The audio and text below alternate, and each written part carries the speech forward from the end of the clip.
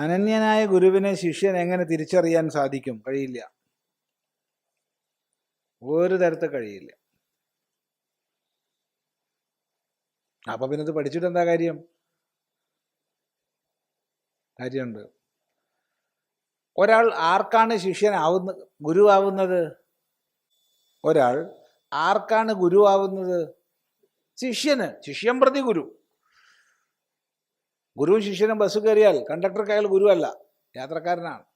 ഗുരു ശിഷ്യനും കടയിൽ സാധനം വാങ്ങാൻ പോയാൽ കടയുടമസ്ഥന് അയാൾ ഗുരുവല്ല, അയാൾ കസ്റ്റമറാണ്.